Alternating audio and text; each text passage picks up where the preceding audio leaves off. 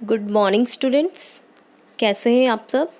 आशा है कि आप सभी स्वस्थ होंगे और मन लगाकर पढ़ रहे होंगे।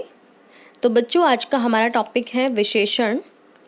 विशेषण हम पिछली कक्षा में पढ़ चुके हैं। एक बार हम पिछली कक्षा में पढ़ी हुई बातों को दोहरा लेते हैं और उसके बाद में आज की कक्षा शुरू करते हैं। तो पिछली कक्षा में हमने जाना कि जो शब्द संज्ञा या सर्वनाम की विशेषता बताए उन्हें हम विशेषण कहते हैं।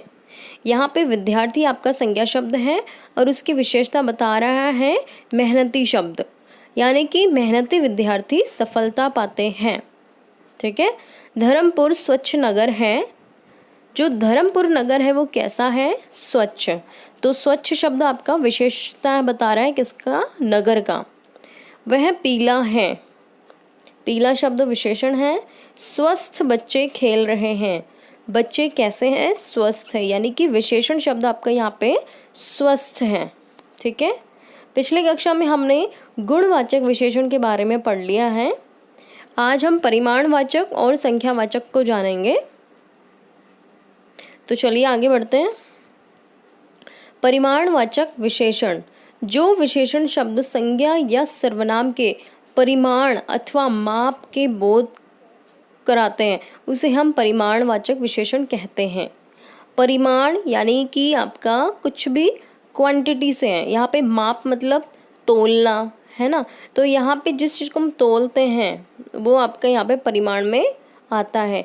अगर वो आपके यहाँ पे चीनी है, अगर 1 किलो चीनी लेके आओ तो यहाँ पे 1 किलो चीनी को भी हम तोल के लाएंगे, मापेंगे, उसको तोलेंगे, तो वो आपका कहलाएगा परिमाणवाचक विशेषण। उदाहरण के लिए यहाँ पे देखिए, मुझे 4 मीटर कपड़ा चाहिए, तो इसको हमें नापना पड़ेगा, मापना पड़ेगा, है ना। तो यहाँ पे 4 मीटर करने के लिए हमें एक स्केल या फिर इंची टेप की सहायता से 4 मीटर मापना पड़ेगा। ये है आपका परिमाणवाचक विशेषण। यहाँ पे उदाहरण और भी है, मुझे 2 मीटर कपड़ा चाहिए, तो 2 मीटर मापने का काम है यहाँ पे। उसे 1 किलो चीनी चाहिए, 1 किलो यहाँ पे फिर से नापना पड़ेगा, मापना पड़ेगा। बीमार को थोड़ा पानी देना चाहिए, थोड़ा। अब यहाँ पे थोड़ा जो शब्द है आपका अनिश्चित है, क्योंकि हमें नहीं पता कि थोड़ा में उसको 1 गिलास देना है, आधा गिलास देना है या उससे भी कम देना है।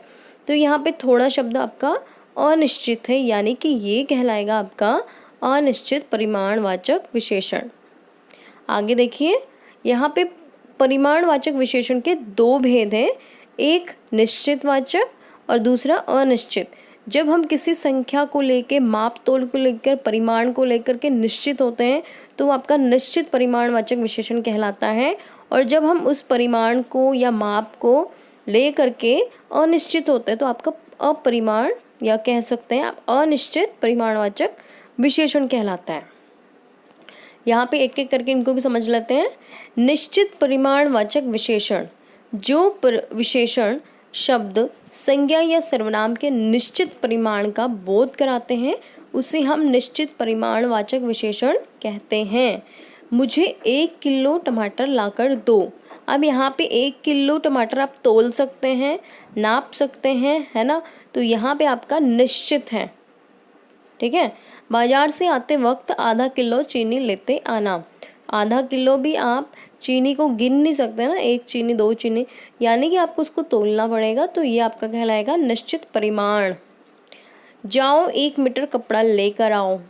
कपड़े को भी हम तोल नहीं सकते हैं, है ना, गिन नहीं सकते हैं, पर यहाँ पे हम कपड़े को माप सकते हैं इंची टेप से, है ना। तो यहाँ पे आपका कहलाएगा ये निश्चित परिमाणवाचक विशेषण, क्योंकि हमें संख्या का निश्चित बोध हो रहा है। अगला है इसी के विलोम में, यानी कि इसी के विपरीत ऑपोजिट देता है ये है अनिश्चित परिमाणवाचक। जो विशेषण शब्द संज्ञा या सर्वनाम के अनिश्चित परिमाण का बोध कराता है उसे हम अनिश्चित परिमाणवाचक विशेषण कहते हैं। जैसे कि मुझे बैठने के लिए थोड़ी जगह चाहिए।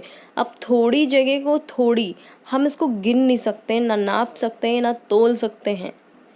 केवल थोड़ी यहाँ पे अनिश्चितता का बोध कराता है, यानी कि संख्या भी नहीं है, ना हम इसका मेजरमेंट कर सकते हैं, इसमें हमें अनिश्चित परिमाण पता चलेगा। कुंभ के मेले में बहुत लोग आते हैं। कितने लोग आते हैं? बहुत ज़्यादा या बहुत थोड़े कम या बहुत कम। तो तो यहाँ पे भी हमें संख्या का बोध नहीं है, इसलिए आपका ये भी आपका अनिश्चित परिमाणवाचक विशेषण है। मुझे अपने ज़िंदगी में ढेर सारा पैसा कमाना है। अब कितना सारा कमाना है, यहाँ पे संख्या नहीं है, तो इसी तरीके से ये भी आपका कहलाएगा अनिश्चित परिमाणवाचक विशेषण। संख्यावाचक विशेषण, ये आपका तीसरा भेद है विशेषण का। संख्या, जैसे नाम से ही पता चल रहा है, अभी हमने परिमाण पढ़ा था। परिमाण मतलब क्वांटिटी, जिसमें हम नापते हैं, तोलते हैं। अब संख्या, संख्या को तो गिनते हैं हम केवल। तो संख्यावाचक विशेषण में ऐसे शब्द जो संज्ञा या सर्वनाम की संख्या के बारे में बोध कराते हैं, उसी हम संख्यावाचक विशेषण कहते हैं। उदाहरण के लिए, कक्षा में 40 विद्यार्थी उपस्थित हैं। अब 40 विद्यार्थी को आप नाप सकते हो, तोल सकते हो? नहीं। 40 विद्यार्थी को आप गिन सकते हो, इसलिए आपका ये संख्यावाचक विशेषण है। दोनों भाइयों में बड़ा प्रेम है। दोनों भाइयों को गिन सकते हो आप, 1 और 2, तो ये भी आपका संख्यावाचक विशेषण है। उनकी दूसरी लड़की की शादी है। दूसरी, पहली और फिर दूसरी, तो यहाँ पे आपका फिर से संख्या का बोध हो रहा है, यानी संख्यावाचक विशेषण। परिमाणवाचक विशेषण की तरह ही आपके संख्यावाचक विशेषण के भी दो भेद हैं, निश्चित संख्यावाचक विशेषण और अनिश्चित संख्यावाचक विशेषण। जब हम संख्या को लेकर के निश्चित होंगे, संख्या की बात हो रही है यहाँ पे, तो आपका संख्यावाचक में निश्चित संख्यावाचक होगा, और जब अनिश्चित होंगे तो ये आपका कहलाएगा अनिश्चित संख्यावाचक विशेषण। चलिए इनको एक एक करके जानते हैं। निश्चित संख्यावाचक विशेषण, जो विशेषण शब्द, संज्ञा या सर्वनाम की निश्चित संख्या का बोध कराते हैं, उसे हम निश्चित संख्यावाचक विशेषण कहते हैं। यानी कि जब आपका कोई संख्या बिल्कुल कंफर्म होता है, निश्चित होता है, उसमें कोई बदलाव नहीं। जैसे कि अमित के पास 3 पेन है, 3 पेन है, हम उसको गिन भी सकते हैं पेन को 1 2 3 करके। तो ऐसे ही आपके, जब भी आपको बिल्कुल निश्चित संख्या का बोध हो, तो वो आपका होगा निश्चित संख्यावाचक विशेषण। हमारे गांव में बस एक ही बस आती है, यानी कि केवल एक बस आती है हमारे गांव में, ठीक है। तो एक बस आती है, यानी इसको हमें संख्या का बोध हो रहा है फिर से, और ये है निश्चित संख्यावाचक विशेषण। अगला है इसी के विपरीत अनिश्चित संख्यावाचक विशेषण, जो विशेषण शब्द, संज्ञा या सर्वनाम की अनिश्चित संख्या का बोध कराते हैं, उसे अनिश्चित संख्यावाचक विशेषण कहते हैं। मुझे कुछ फल चाहिए। अब कुछ फल चाहिए, आप चाहे तो 1 फल दो, 2 दो, 3 दो, 4 दो, पर यहाँ पे कुछ आ जाने से आपकी जो संख्या है वो कंफर्म नहीं है, यानी आपकी संख्या अनिश्चित है, कंफर्म नहीं है, ठीक है। मैंने कई चीज़ें खरीदी। अब कितनी चीज़ें खरीदी? कई में चाहे तो 10 भी हो सकती है, 20 भी हो सकती है, पर यहाँ पे संख्या नहीं है, इसीलिए आपका ये अनिश्चित संख्यावाचक विशेषण है, ठीक है। परिमाण में आप किसी वस्तु को नापते हो, तोलते हो। संख्यावाचक में आप किसी भी वस्तु को गिनते हो। ये दोनों में डिफरेंस है, ये याद रखना आपको।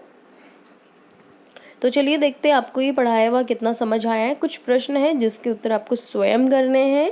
प्रश्न आपके सामने है कि इन वाक्यों में विशेषण और विशेष्य छांटकर उनके सामने लिखिए। ये हमने पिछली कक्षा में पढ़ा था, आपको याद हो तो।